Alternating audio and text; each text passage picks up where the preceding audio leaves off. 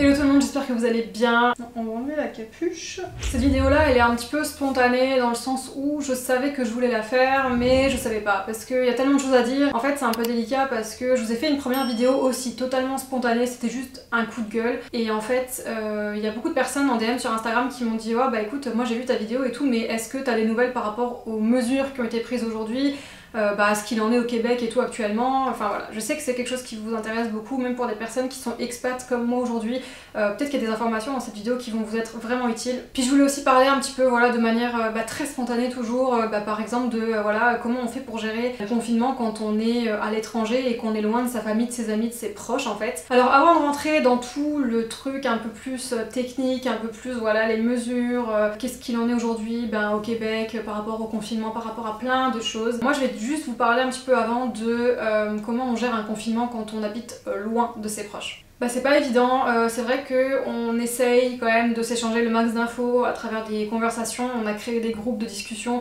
avec ma famille on avait déjà, avec mes amis aussi, donc voilà on essaye un petit peu de parler, un petit peu de se donner des nouvelles et tout à travers ça. Je pense que c'est hyper important de maintenir le lien déjà à la base, mais dans cette période là encore plus parce qu'on sait pas ce qui peut arriver. Donc c'est vrai que quand j'ai vu ce qui se passait en France et quand j'ai vu l'ampleur que ça prenait, ouais j'étais un peu paniquée donc forcément j'allais demander des nouvelles tout le temps, c'est sûr qu'on pourra jamais le vivre comme eux le vivent, ça c'est clair, mais voilà on essaye de soutenir au mieux qu'on peut. Ensuite par rapport au Québec, vous donner un peu des news parce que dans ma première vidéo j'avais donné quelques petites nouvelles, après je t'ai pas allé dans le détail non plus, c'était vraiment une vidéo sur le vif comme je vous l'ai dit. Là j'ai un peu plus d'informations de toute façon, après je vous dis moi ce que je sais, j'essaie vraiment de prendre le plus d'infos que je peux trouver mais c'est compliqué parce que pareil je connais pas tous les médias québécois ni canadiens d'ailleurs, j'arrive à suivre en direct à chaque fois les lives de Monsieur Legault et de Monsieur Trudeau, donc les ministres qui font des lives assez souvent et qui mettent des images avec des textes très explicatifs assez souvent sur l'évolution de la situation, sur les choses à faire, etc.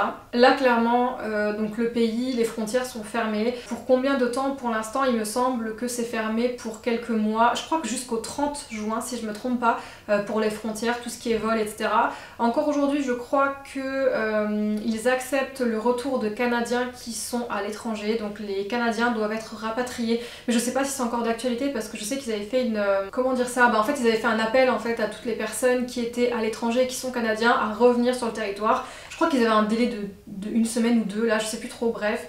Et que forcément dès qu'ils allaient revenir ils devaient rester obligatoirement confinés 14 jours. Alors obligatoirement c'était du volontariat, donc si la personne finissait par sortir t'as aucun moyen de savoir si elle revient de l'étranger ou pas. Pareil avec les États-Unis, les frontières sont fermées également, donc voilà tout est complètement fermé à ce niveau là. Je sais aussi que sur la route j'ai cru comprendre que voilà le fait de circuler, d'aller d'une province à une autre c'est aussi très fermé, il y a des restrictions à ce niveau là aussi de ce que j'ai vu. Bref c'est vraiment fermé un petit peu à tous les niveaux. Toutes les personnes pareil qui comptaient venir là cet été, là depuis avril jusqu'à encore juin, avec un PVT ou un permis de travail, permis d'études, peu importe, je sais que ça a été décalé, tout a été décalé de toute façon, les écoles sont fermées, tous les centres commerciaux sont fermés, toutes les entreprises sont fermées. À l'heure actuelle il me semble que c'est un peu comme en France en fait, il reste vraiment les hôpitaux, les supermarchés, la SAQ. Bref tout ça pour dire que du coup pour les personnes qui sont en PVT en l'occurrence, vous avez un formulaire sur le site du gouvernement canadien si je me trompe pas, c'est un formulaire que vous devez remplir justement pour dire que vous deviez venir dans cette période là mais que vous pouvez pas à cause de ce qui se passe et que vous décalez votre arrivée sur le territoire. Après pour les personnes qui sont déjà ici, donc comme moi, comme plein de gens en fait qui sont en PVT, permis de travail fermé, ouvert, toutes les personnes qui aujourd'hui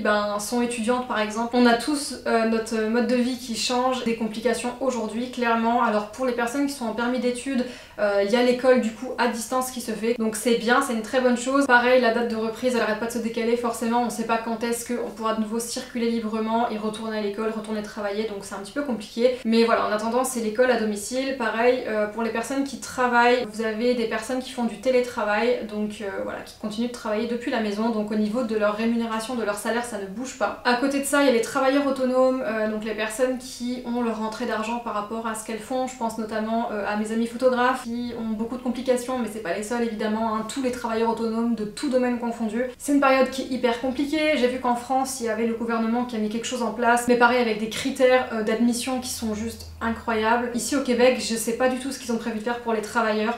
Je crois avoir vu passer une information comme ça en coup de vent et je crois qu'il s'agit d'un chômage exceptionnel. Après sinon pour les personnes qui étaient salariées comme moi par exemple, moi je suis en permis de travail ouvert. Il y a plein de possibilités à ce niveau-là. C'est soit en fait l'entreprise vous garde et après je sais pas comment ça se passe, hein, je sais pas si vous continuez à toucher de l'argent ou quoi, ou c'est soit en fait l'entreprise vous vire, vous licencie. C'est ce qui s'est passé en fait pour moi clairement. Donc j'ai eu une mise à pied et en fait l'entreprise me payait la semaine à venir où on était déjà confinés et puis après ça c'était au gouvernement de prendre en charge s'il y avait prise en charge par le gouvernement parce que là aussi il faut que ça rentre dans des critères. Donc là je vous cache pas que c'est une grosse période de stress pour moi parce que je n'ai aucune autre rentrée d'argent à part mon travail, donc je suis un peu en panique, je vous avoue que ça m'a fait vraiment peur. Suite à ça j'ai essayé de vraiment trouver quelles étaient mes options pour toujours avoir une rentrée d'argent et ça s'applique à tout type de travailleurs en fait. Vous avez 3 solutions. Alors déjà première chose, mais je sais pas si c'est encore d'actualité parce que c'était avant que toutes les entreprises ferment. Je sais que les personnes qui avaient le virus, si vous avez rien fait comme démarche et que vous avez dû être à la maison et ne pas aller travailler, le gouvernement québécois a mis en place quelque chose, donc c'est 573 par semaine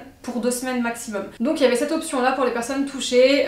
Nous en l'occurrence l'entreprise a fermé avant que l'ordre soit donné à toutes les entreprises de fermer, ce qui fait que on était un peu en mode ok donc qu'est-ce qu'on fait pour avoir une rentrée d'argent en fait, comment on fait, parce que si on n'a pas de rentrée d'argent on paye comment le loyer, on paye comment les courses, nos factures, enfin voilà c'est un petit peu compliqué. Avec tout ce qui est Hydro-Québec il me semble que les paiements peuvent être un peu retardés. Pareil pour les remboursements de la carte de crédit, à la banque où je suis je sais qu'ils acceptent du coup les décalages en fait sur les remboursements et il me semble aussi que là où je suis avec le téléphone, tout ce qui est internet, téléphonie etc, on doit payer mensuellement notre abonnement et je sais que là aussi ils ont dit on suspend ou on décale les paiements, enfin voilà il y a eu plein de choses. Par contre pour les loyers c'est au bon vouloir de votre propriétaire, donc ça veut dire que si vous demandez, vous êtes, admettons vous êtes vraiment en galère là, vous pouvez demander à votre proprio si jamais il accepte de suspendre ou décaler le loyer du mois d'avril ou bien du mois de mai, voilà bref peu importe. Pour en revenir à ce que je disais, après les solutions que vous avez en gros c'est soit vous prenez votre chômage, donc là il faut être citoyen ou résident permanent il me semble, donc c'est votre chômage normal, votre chômage standard. Donc il me semble de mémoire que c'est 75% de votre salaire. À côté de ça, si vous n'êtes ni citoyen ni résident comme moi et que vous voulez voir si vous pouvez avoir le chômage, en fait vous avez le droit à un chômage exceptionnel en vue de ce qui se passe. C'est 55% de votre revenu. Mais après il y a eu une magnifique chose qui a été mise en place, mais là aussi il y a des critères à remplir. C'est comme le chômage, hein, il y a des critères à remplir. Il me semble que même pour avoir le chômage vous devez avoir travaillé 700 heures. À côté de ça, ce que le gouvernement a mis en place, c'est comme un chômage mais c'est 2000 $, sachant que c'est 4 mois maximum. Vous êtes imposable dessus, ça veut dire que dans un an ils vont vous demander de rembourser cet argent, donc mettez-le vraiment de côté sur vos comptes sinon ça va être très compliqué. Pour avoir ces 2000 $ là, évidemment il faut remplir des critères et les critères c'est avoir fait un minimum de 5000 $ net sur la période de la dernière année, donc les 12 derniers mois, donc pas 2020 en l'occurrence mais ce qu'il y avait avant, donc 2019. Autant vous dire que moi je suis arrivée fin août au Canada, donc ça veut dire que j'ai commencé à travailler vraiment, c'était mi-septembre et après j'ai travaillé là jusque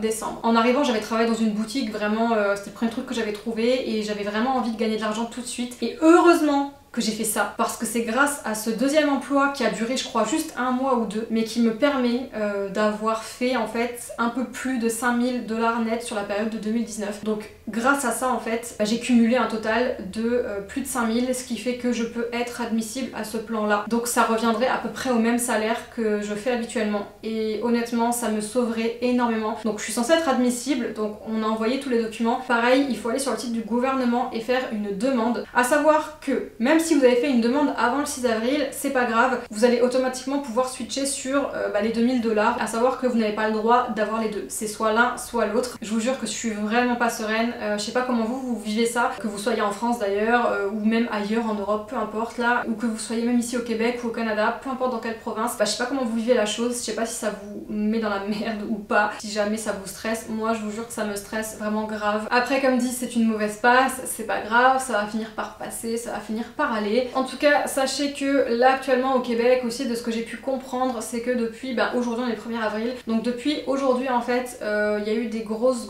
restrictions sanitaires qui sont faites en fait clairement. Ça veut dire que déjà le dimanche tout est fermé, même tout ce qui est pharmacie, épicerie, etc. tout est fermé. Et pareil, tous les rassemblements sont interdits. Maintenant pour sortir il faut que tu aies une bonne raison, donc en l'occurrence les courses, etc.